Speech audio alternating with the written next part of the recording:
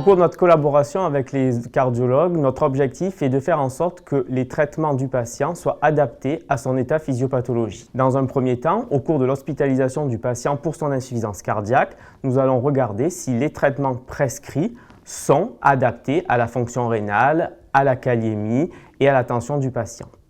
Au cours de son hospitalisation, un bilan de médication ou un plan pharmaceutique personnalisé va être rédigé. Ce dernier sera transmis aux professionnels de ville, notamment les médecins traitants et le pharmacien d'officine, afin de connaître les nouveaux traitements instaurés chez ce patient. Dans le cadre de la collaboration avec les cardiologues, nous allons également expliquer aux patients quels sont les facteurs de risque et les signes d'une décompensation de son insuffisance cardiaque, et nous allons également transmettre ces informations aux pharmaciens d'officine pour qu'ils puissent les contrôler au moment du renouvellement de ces traitements. Les pharmaciens hospitaliers pourront également dispenser les traitements pour l'insuffisance cardiaque quand ces derniers sont sur la liste de rétrocession. En PACA, il existe un système qui s'appelle rétrofficine qui permet aux patients d'aller retirer dans leur pharmacie habituelle les médicaments de rétrocession.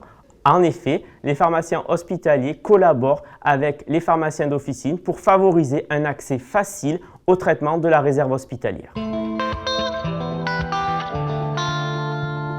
Quand les patients sont admis en cardiologie, notamment pour insuffisance cardiaque, le pharmacien hospitalier va pouvoir établir le bilan médicamenteux. Le bilan médicamenteux, c'est la liste des traitements que le patient doit prendre ou que le patient prend, qu'il soit prescrit ou non.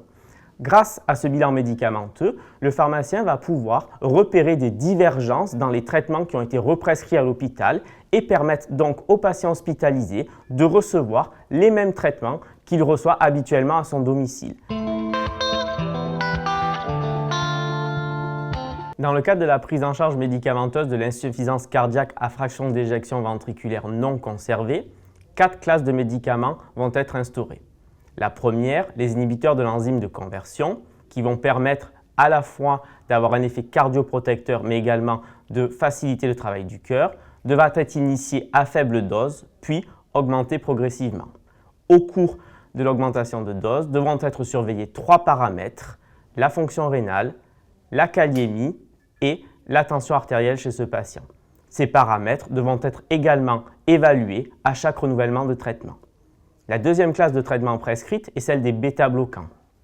Eux aussi devront être initiés à faible dose, puis augmentés progressivement jusqu'à une dose maximale qui est la dose pour laquelle le patient bénéficie d'un effet maximal sans effet indésirable.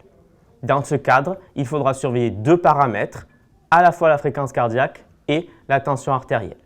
La troisième classe est la classe des antagonistes aux minéralocorticoïdes, pour lequel il faudra surveiller la kaliémie et les associations avec d'autres médicaments favorisant une hyperkaliémie. La dernière classe, la plus récente, les glyphosines, qui elles aussi participent à soulager le travail cardiaque.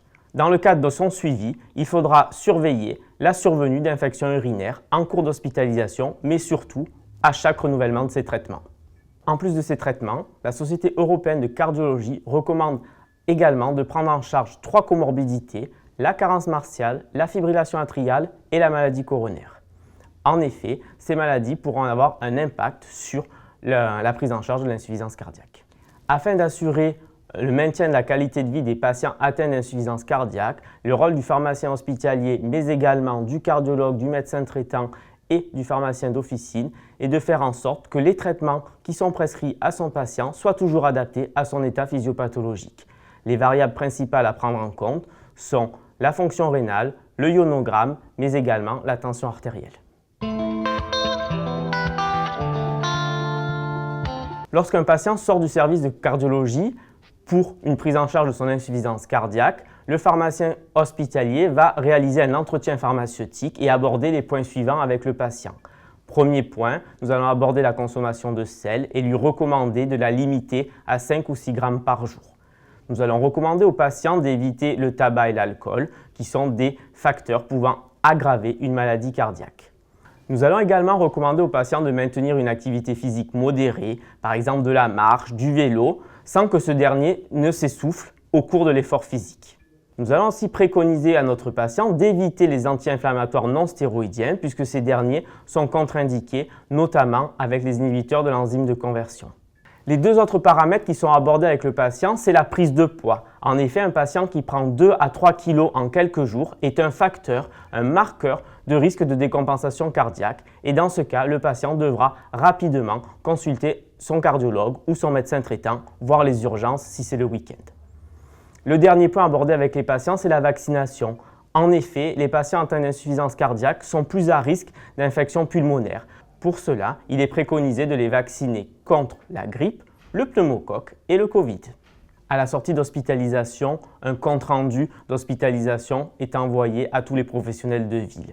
Ceci permet de retracer les traitements qui ont été modifiés, instaurés dans l'insuffisance cardiaque du patient, mais également toute modification qui aurait pu être apportée sur les traitements que le patient prenait avant son hospitalisation.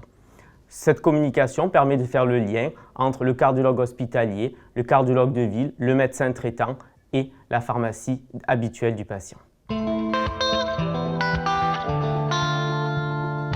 En conclusion, le rôle du pharmacien hospitalier dans le parcours de soins du patient atteint d'insuffisance cardiaque est de faire en sorte que les traitements prescrits au cours de l'hospitalisation soient adaptés à l'état physiopathologique du patient et également a un rôle majeur dans la communication de l'information sur les traitements que le patient prenait avant de rentrer à l'hôpital, mais également ceux qu'il va devoir prendre à la sortie d'hospitalisation. La communication entre le pharmacien hospitalier et le pharmacien de ville permet au pharmacien d'officine de sécuriser les dispensations à chaque renouvellement de traitement en lui communiquant les informations principales sur la maladie et sur le suivi des traitements.